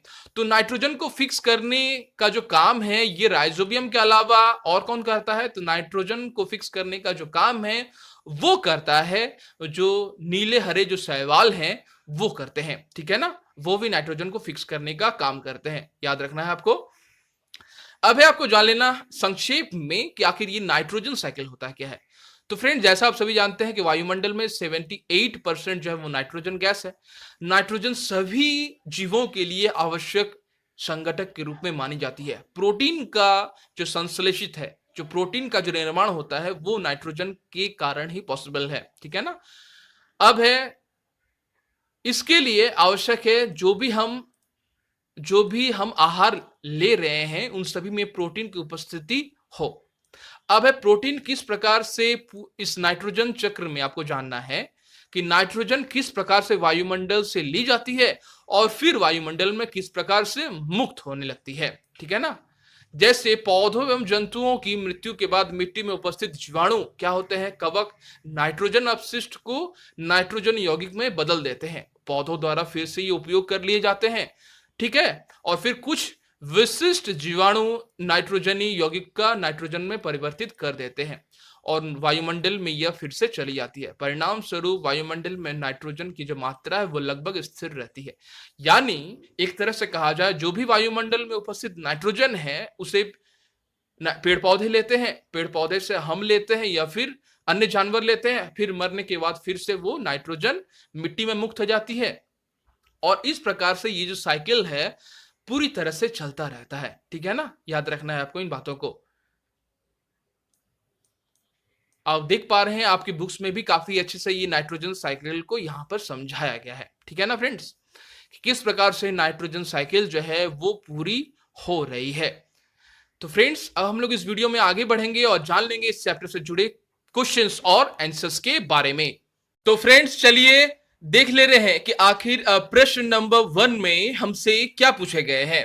तो फ्रेंड्स, जैसा आप सभी देख पा रहे हैं, प्रश्न नंबर 1, रिक्त स्थानों की पूर्ति कीजिए। आपको प्रश्न नंबर 1 में कुछ कथन दिए जा रहे हैं जो ब्लैंक हैं, जो रिक्त हैं, उस स्थान को आपको भरना है, ठीक है ना, पूरा करनी है आपको। तो फ्रेंड्स, चलिए देख ले रहे हैं कि आखिर प्रश्न नंबर क में हमसे क्या पूछे गए हैं। जैसा आप सभी देख पा रहे हैं, प्रश्न नंबर क, सूक्ष्म जीवों को डैश की सहायता से देखा जा सकता है। तो फ्रेंड्स, सूक्ष्म जीवों को किसकी सहायता से देखा जा सकता है? तो फ्रेंड्स, मैंने कई बार आपको वीडियोस में भी बताया कि जो सूक्ष्म जीव होते हैं उन्हें हम सूक्ष्मदर्शी के द्वारा देख सकते हैं, जैसा कि आप सभी देख पा रहे हैं, यहां आंसर शीट्स में भी लिखी हुई है, ठीक है ना। आगे बढ़ेंगे, देख लेंगे प्रश्न नंबर ख में क्या पूछा गया है हमसे। नीले हरे शैवाल वायु से डैश का स्थिरीकरण करते हैं जिससे मिट्टी की उर्वरता में वृद्धि होती है। तो फ्रेंड्स, जो नीले हरे जो शैवाल होते हैं, जो ब्लू ग्रीन एल्गी जो होते हैं, वो वायुमंडल से, वो एटमॉस्फेयर से किस गैस का स्थिरीकरण या फिर फिक्सेशन करते हैं। ये बात आपको कई बार मैंने वीडियोस में भी बताई कि नीले हरे जो शैवाल होते हैं वो वायुमंडल से नाइट्रोजन का स्थिरीकरण करते हैं, ठीक है ना। किसका करते हैं? नाइट्रोजन का, याद रखना है आपको। तो नाइट्रोजन का स्थिरीकरण करते हैं, आप आंसर शीट्स में भी देख सकते हैं, मैंने आपके लिए लिख के रखा है। आगे बढ़ेंगे और देख लेंगे कि प्रश्न नंबर ग में हमसे क्या पूछा गया है।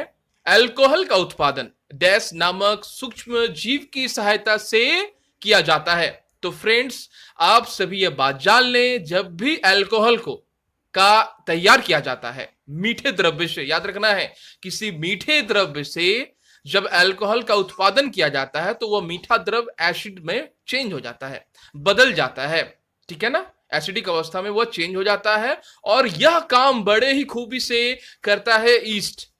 ईस्ट नामक सूक्ष्म जीव ऐसे होते हैं जो अल्कोहल के निर्माण में अपना योगदान देते हैं, याद रखना है आपको, ठीक है ना फ्रेंड्स।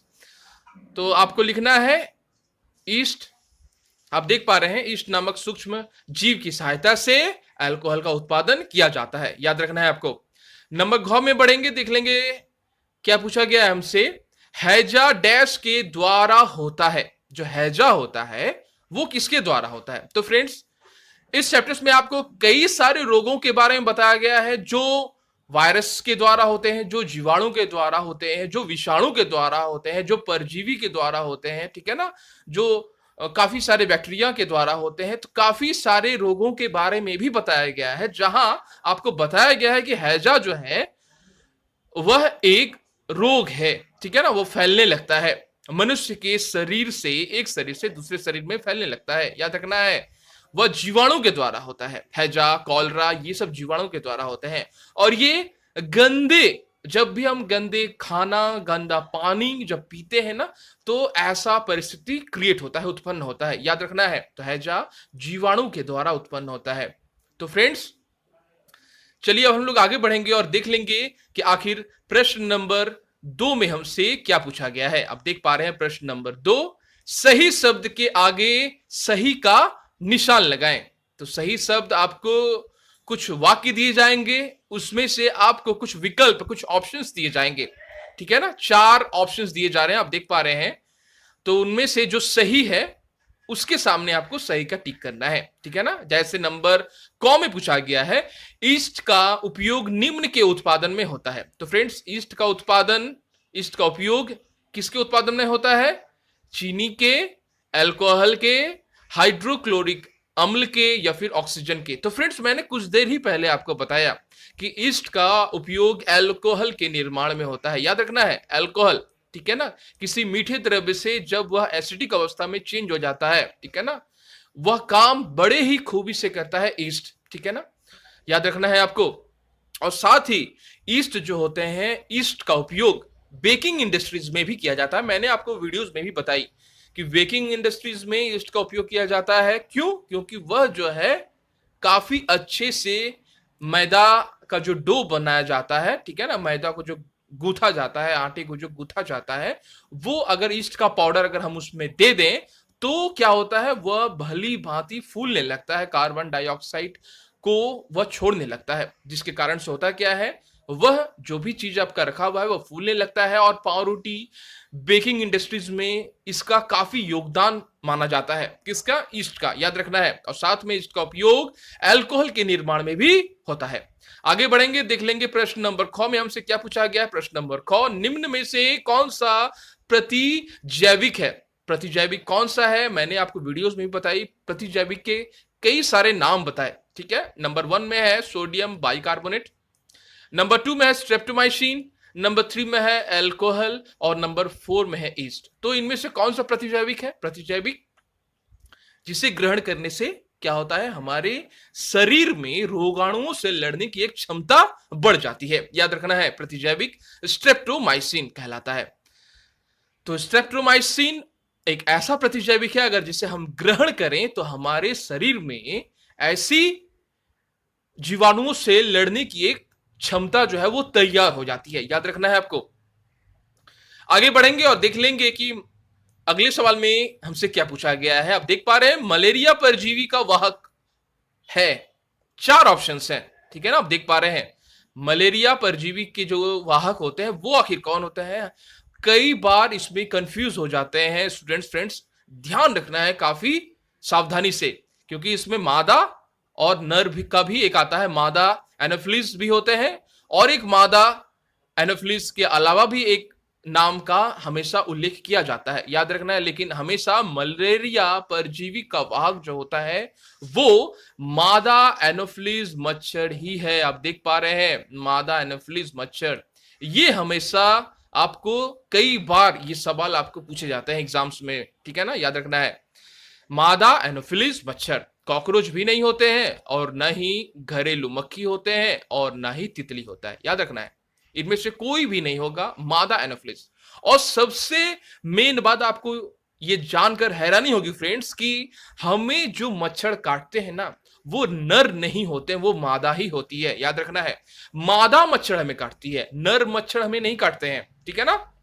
आगे बढ़ेंगे और देख लेंगे कि अगले सवाल में हमसे क्या पूछा गया है। अगला सवाल नंबर घ में हमसे पूछा गया है, संचरणीय रोगों का सबसे मुख्य कारक है। जो संचार, जो कंटेजियस होते हैं, ठीक है ना, बहुत ही फैलने वाले होते हैं, संचार करने वाले होते हैं, एक जगह से दूसरे जगह में फैल जाते हैं, एक आदमी से दूसरे आदमी में ये फैला सकते हैं। ऐसे रोगों का सबसे मुख्य कारक कौन है? कौन सृष्टि करता है ऐसे रोगों की? नंबर 1 में आपको ऑप्शंस दिए गए, चींटी, घरेलू मक्खी, ड्रैगन मक्खी, सिर्फ मक्खी। तो फ्रेंड्स याद रखना है, घरेलू मक्खी घर में जो प्रवेश करते हैं, जो मक्खियां जो घर में उपस्थित होती हैं, वो मक्खियां ही सबसे बड़ा संचरणीय रोगों का सबसे मुख्य कारक होता है घरेलू मक्खी। मैंने आपको वीडियोस में भी बताया, घरेलू मक्खी जो होती है वो बाहर जाती है, जो घर में रहती है ना मक्खियां, वो बाहर से हमें आती है और बाहर में न जाने किन किन कूड़ा कचरों में वो बैठती है, किसी अपशिष्ट पदार्थों में बैठती है और साथ में हमारे खाने में प्रवेश करती है, खाने में बैठती है, हमारे खाद्य पदार्थों में बैठती है, पानी में, याद रखना है, ग्लास में, बर्तन में। इसीलिए हमेशा ये एडवाइस दिया जाता है कि हमेशा जब भी आपको खाना खाना है तो हाथ साफ करके खाना चाहिए, ठीक है ना, हाथ साफ करके। और जिस थाली में आप खा रहे हैं वह थाली भी साफ सुथरी होनी चाहिए, ताकि ये संचरणीय रोग की जो वाहक जो घरेलू मक्खियां होती हैं वो ऐसे ही जगहों पर बैठती है। जैसा मैंने कहा, बहुत सारे दिन में ऐसी जगह पर थाली पड़े हुए हैं, ठीक है ना, और उसी थाली को आपने बिना धोए अगर आप खा लेते हैं उसमें कुछ, तो जाहिर सी बात है कि उसमें आपको फूड पॉइजनिंग होने के पूरे चांसेस बने होते हैं, ठीक है ना। आगे बढ़ेंगे, देख लेंगे कि अगला सवाल हमसे क्या पूछा गया है। ब्रेड अथवा इडली फूल जाती है, इसका मुख्य कारक क्या है? तो फ्रेंड्स, मैंने आपको कुछ देर पहले ही बताया कि ब्रेड के जो फूलने का कारण अथवा इडली के फूलने का कारण क्या है, ठीक है ना। तो ऑप्शंस में चलिए देख ले रहे हैं कि क्या है ऑप्शंस। नंबर 1 में है उष्णता, पसीना, ईस्ट कोशिकाओं में वृद्धि और मारने के कारण, ऐसे कारण होते हैं। तो फ्रेंड्स, ऐसे जो होते हैं इसका मुख्य कारण है ईस्ट कोशिकाओं में वृद्धि करते हैं, ठीक है ना, उसमें कार्बन डाइऑक्साइड्स जो है वो छोड़ते हैं, जिसके कारण से क्या होता है, ब्रेड या फिर इडली वो फूलने लगती है, ठीक है ना। कई सारे आपने जगहों में देखा है, आपने अपने घर में केक भी बनाए होंगे, ठीक है ना, तो केक आपने देखा होगा कि एक निश्चित समय के बाद केक जो है वो फूलने लगती है, ठीक है ना, याद रखना है आपको। तो ईस्ट कोशिकाओं में वृद्धि के कारण ही लेकिन ऐसा होता है, ईस्ट का पाउडर जब भी उसमें दिया जाता है, ठीक है ना, तो ऐसी जो परिस्थिति है ब्रेड में, इडली में होने लगती है, याद रखना है आपको।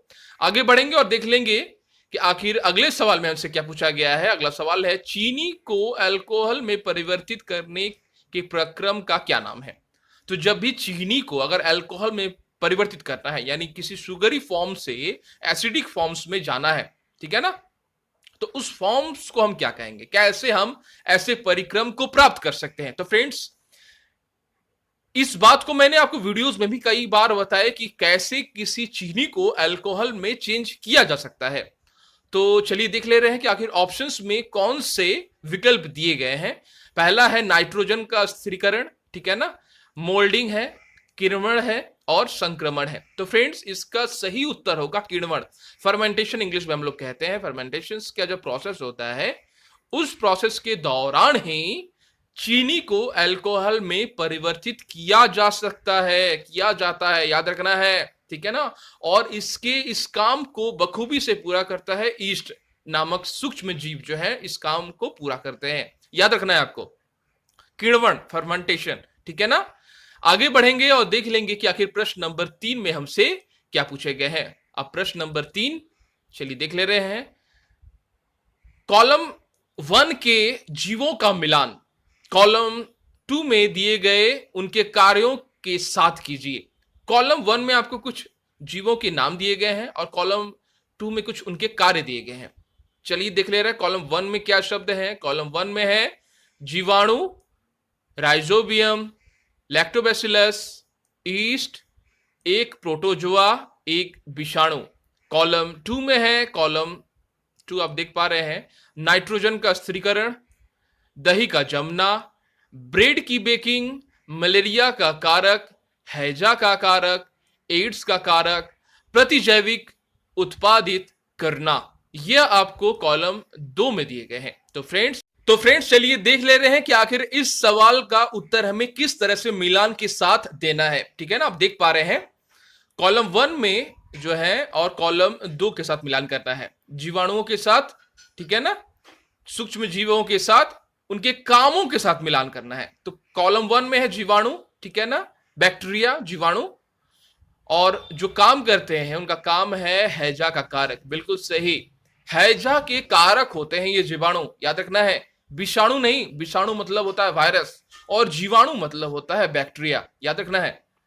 राइजोबियम, राइजोबियम के काम, राइजोबियम किस चीज के कारक होते हैं? तो नाइट्रोजन के स्थिरीकरण के कारक होते हैं जो काम करते हैं ये, ठीक है ना। आपने कई बार लास्ट के चैप्टर्स में भी पढ़े हैं कि नाइट्रोजन के स्थिरीकरण करने के लिए जिस बैक्टीरिया, जो बैक्टीरिया उत्तरदायी होता है उसका नाम होता है राइजोबियम, जो लेग्यूमिनियस या फिर दालों के, दाल जाति पौधों के जड़ों में वह रहता है, ठीक है ना। और साथ ही वह सहजीवी पोषण को परिपूर्ण करता है, याद रखना है, सहजीवी पोषण को। आगे बढ़ेंगे, देख लेंगे लैक्टोबैसिलस।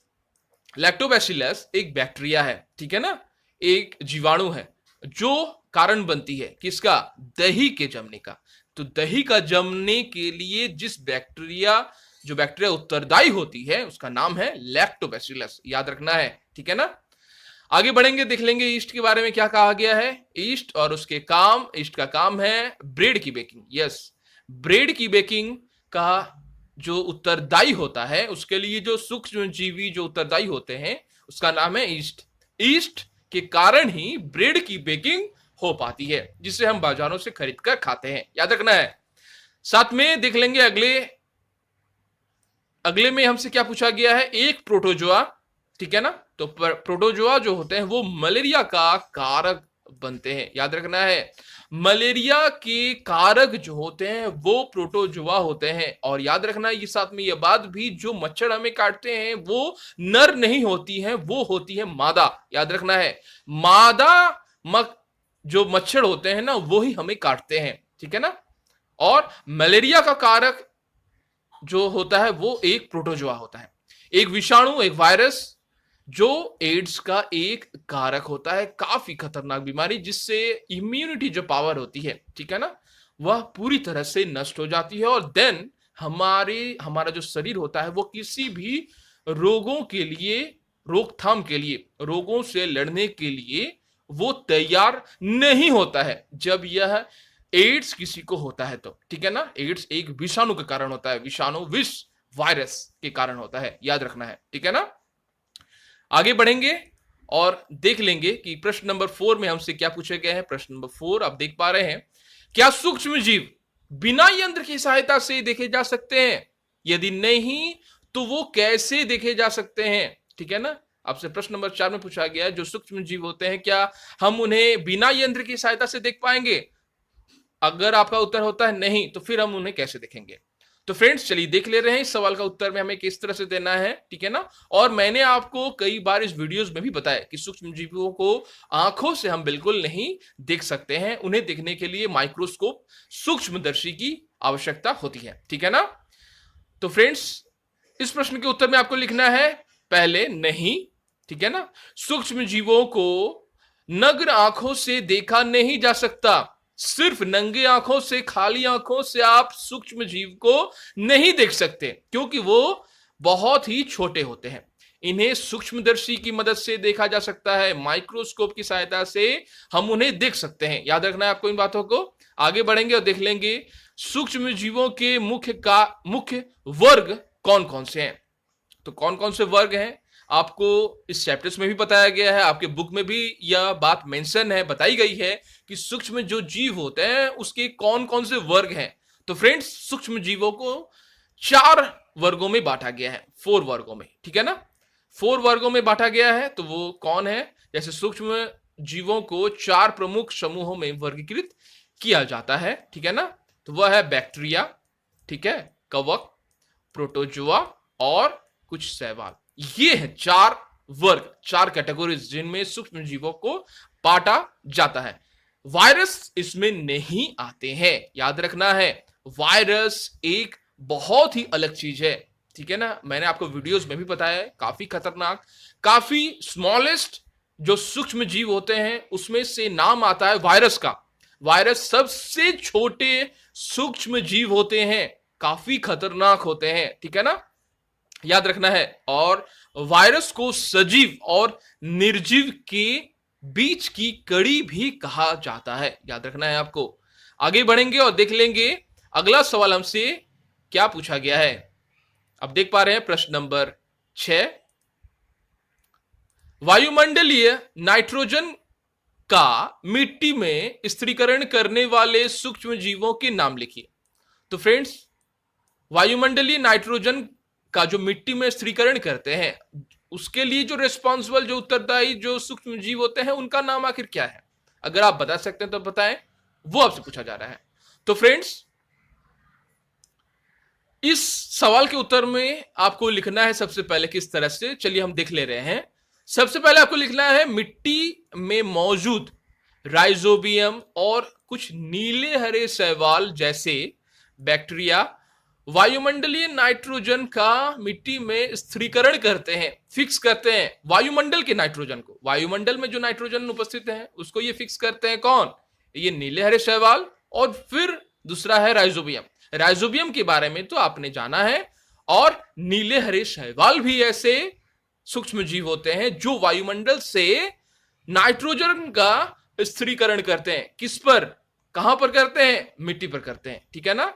बाद में इन्हें नाइट्रोजन यौगिकों में परिवर्तित करके पौधों द्वारा प्रोटीन, याद रखना है, प्रोटीन और अन्य यौगिक के संश्लेषण के लिए उपयोग किए जाते हैं। यानी जब भी ये नीले हरे शैवाल और राइजोबियम वायुमंडल से नाइट्रोजन को फिक्स करते हैं मिट्टी पर, तो उस नाइट्रोजन को पौधे ले लेते हैं अपने पोषण के लिए, अपने न्यूट्रिशन के लिए। आपने न्यूट्रिशन के चैप्टर्स में भी पढ़े थे, ठीक है ना, लास्ट के क्लासेस में।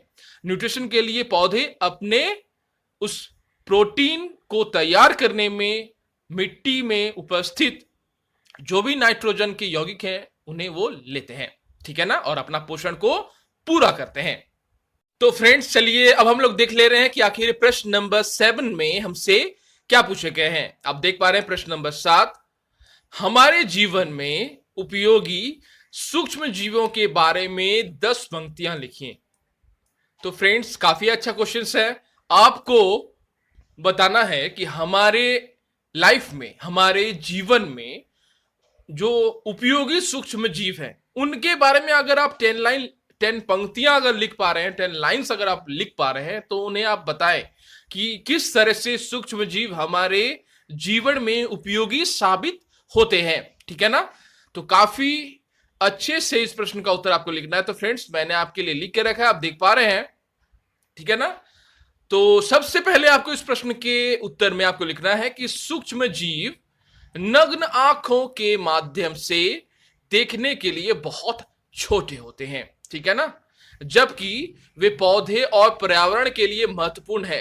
नग्न आंखों से तो इन्हें देखा नहीं जाता है, नहीं देखा जा सकता है। इन्हें देखने के लिए सूक्ष्म जीवों, सूक्ष्मदर्शी की आवश्यकता होती है, माइक्रोस्कोप की आवश्यकता होती है। साथ ही वे पौधे के लिए भी इंपॉर्टेंट होते हैं और पर्यावरण के लिए भी काफी इंपॉर्टेंट, महत्वपूर्ण होते हैं। तो सूक्ष्म जीव का महत्व क्या है, आपको ऐसे लिखना है, सूक्ष्म जीव का महत्व, देन आपको लिखना है नंबर वाइज, या फिर आप एरो करके लिख सकते हैं, ठीक है ना। सबसे पहले आपको लिखना है कि ये बेकिंग में, अचार और अन्य खाद्य बनाने की प्रक्रिया में उपयोग किए जाते हैं, ठीक है ना। सूक्ष्म जीव बेकिंग के इंडस्ट्रीज में, अचार और अन्य खाद्य बनाने की प्रक्रिया में उपयोग किए जाते हैं सूक्ष्म जीव। नंबर 2, ठीक है ना, किण्वन प्रक्रिया ईस्ट द्वारा की जाती है, जो शराब और ब्रेड की तैयारी में उपयोग किया जाता है। जो किण्वन होते हैं, किण्वन की फर्मेंटेशन का प्रोसेस को फॉलो करके जो ईस्ट होते हैं वो शराब की तैयारी कर पाते हैं, शराब को बना पाते हैं किसी सुगरी, किसी मीठे पदार्थ से, ठीक है ना, किसी मीठे पदार्थ से वो उसे चेंज करते हैं एसिडिक फॉर्म में, यानी अम्लीय बनाते हैं, और देन उसका निर्माण जो होता है वो हो जाता है शराब में। और साथ में ब्रेड की तैयारी करते हैं, कार्बन डाइऑक्साइड का निर्गत करते हैं, ब्रेड फूलने लगती है, और जिसे हम और आप मार्केट से खरीदते हैं। याद रखना है आपको इन बातों को। लैक्टोबैसिलस जीवाणु दही के जमने में सहायता करती है, ठीक है ना। लैक्टोबैसिलस एक ऐसा जीवाणु होता है जो दही के जमने में सहायता करती है, काफी इंपॉर्टेंट है।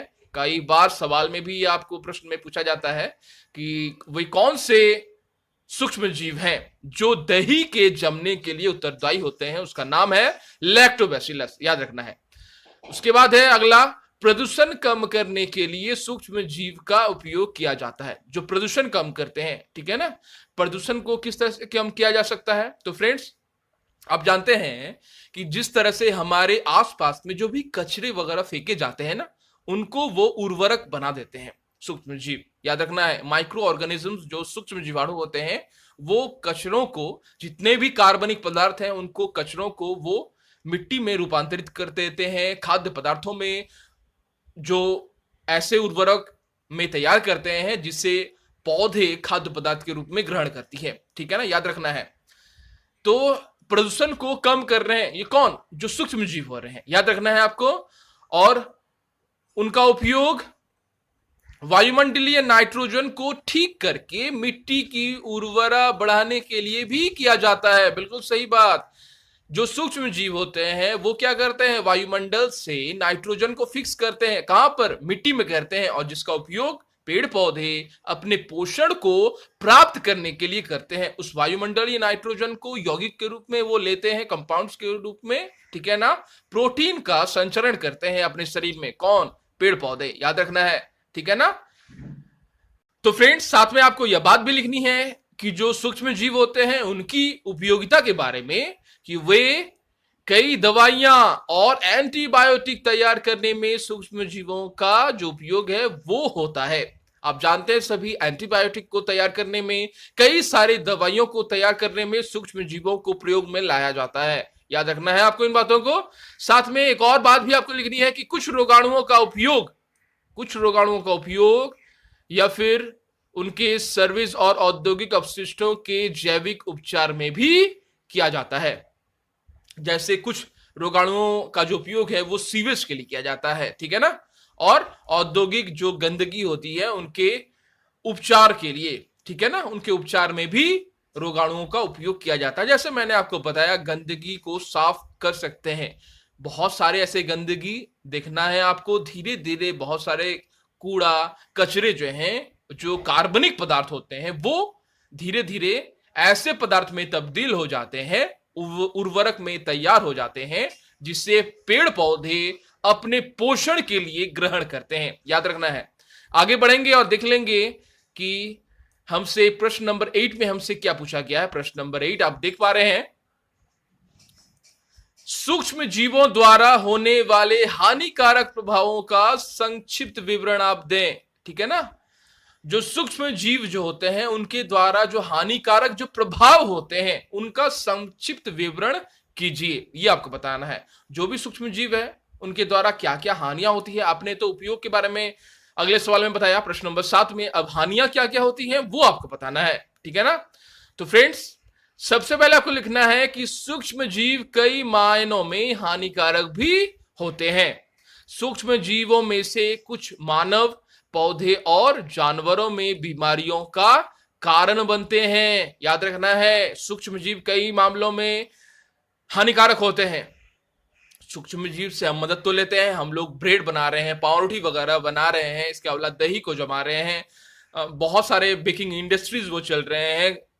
सड़े गले कार्बनिक पदार्थ जो है वो मैन्योर में चेंज हो जा रहे हैं, उर्वरक में बदल जा रहे हैं। बहुत सारी उपयोगी बातें हैं, ठीक है ना। साथ में कई हानिकारक बातें भी सूक्ष्म जीवों के लिए बनती हैं। जैसे वो सूक्ष्म जीव कुछ मानव, ठीक है ना, और पौधे, ठीक है ना, और जानवरों में बीमारियों का कारण बनते हैं। यानी मानव में भी बनते हैं, पौधों में भी बन रहे हैं, और जानवरों में भी बीमारियों का कारण बन रहे हैं ये सूक्ष्म जीव, ठीक है ना। याद रखना है, ऐसे रोग पैदा करने वाले सूक्ष्म जीवों को रोग जनक कहा जाता है। याद रखना है आपको, रोग का जनक कौन है? ये सूक्ष्म जीव। कुछ सूक्ष्म जीव भोजन, कपड़े और चमड़ों को खराब करते हैं। मनुष्य को, याद रखना है, मनुष्य को प्रभावित करने वाले कुछ सामान्य रोग हैजा, सर्दी, जुकाम, चिकन पॉक्स, तपेदिक आदि हैं, ठीक है ना। ये सारे रोग के नाम हैं जो सूक्ष्म जीवों के द्वारा होते हैं। कई सूक्ष्म जीव न केवल मनुष्यों में बल्कि पशुओं में भी बीमारियों का कारण बनते हैं। तो उदाहरण के लिए क्या कहा गया है, चलिए देख ले रहे हैं। उदाहरण के लिए कहा जा रहा है एंथ्रैक्स। एंथ्रेक्स एक बीमारी है फ्रेंड्स, आपको यह बात जान लेनी है कि एंथ्रेक्स एक, मैंने वीडियोस में भी बताई आपको कि एंथ्रेक्स एक ऐसा बीमारी है, जो भी कैटल्स होते हैं, जो भी मवेशी होती हैं, ठीक है ना, उनमें ये रोग ज्यादातर विकसित होते हैं और उनमें से ट्रांसफर हो जाते हैं मानव के बीच, याद रखना है। तो एंथ्रेक्स एक खतरनाक मानव और मवेशी रोग है जो एक जीवाणु के द्वारा होता है। पौधे में सूक्ष्म जीवी द्वारा पैदा होने वाली बीमारियों, जैसे फसल में क्या क्या होता है, फसल में भी रोग होते हैं, आप सभी को पता है, गेहूं में होता है, ठीक है ना, चावल में होते हैं, आलू में होता है, गन्नों में होता है, संतरा में होते हैं, सेब आदि की उपज को कम करते हैं। जब इन पौधों में भी, इन फलों में भी रोग होती है तो क्या होती है, जो फसल होती है वो कम होने लगती है, पैदावार कम होने लगती है और फसल सड़ने लगते हैं, ठीक है ना, वो खराब होने लगते हैं। ये बात भी आपको जान लेनी है। आगे बढ़ेंगे, देख लेंगे कि प्रश्न नंबर 9 में हमसे क्या पूछा गया। प्रश्न नंबर 9 आप देख पा रहे हैं, ठीक है ना। प्रतिजैविक क्या है, प्रतिजैविक क्या है और प्रतिजैविक लेते समय कौन सी सावधानियां हमें रखनी चाहिए, यह बात आपसे पूछी जा रही है कि प्रतिजैविक अगर हम जब भी ले, वो है तो क्या, पहले प्रतिजैविक, और प्रतिजैविक लेते समय कौन कौन सी सावधानियां हमें रखनी चाहिए, याद रखना है आपको। आप सभी जानते हैं कि जो प्रतिजैविक होती है वो रोगों से लड़ती है, ठीक है ना। रोगों से लड़ने में हमारे शरीर को एक एनर्जी देती है, एक पावर देती है, एक क्षमता देती है, ठीक है ना। लेकिन उसे भी लेने का एक माध्यम है, कैसे हम उसे ले पाएंगे, ठीक है ना। तो फ्रेंड्स, इस प्रश्न का उत्तर चलिए देख ले रहे हैं कि किस तरह से हमें देना है। वे दवाएं जो सूक्ष्म जीवों के द्वारा होने वाले रोगों के विकास रोकती है अथवा समाप्त करती है तो प्रतिजैविक कहलाती है। क्योंकि सबसे पहले आपको यही पूछा गया था कि प्रतिजैविक आखिर है क्या। तो प्रतिजैविक वे दवाएं हैं, वे दवाएं जो सूक्ष्म जीवों के द्वारा होने वाले विकास को रोक सकती है। सूक्ष्म जीव जब हमारे शरीर में किसी रोगों को विकसित करती है तो वो प्रतिजैविक के द्वारा वह हम उसे नियंत्रित या फिर कंट्रोल कर सकते हैं, वह प्रतिजैविक कहलाती है।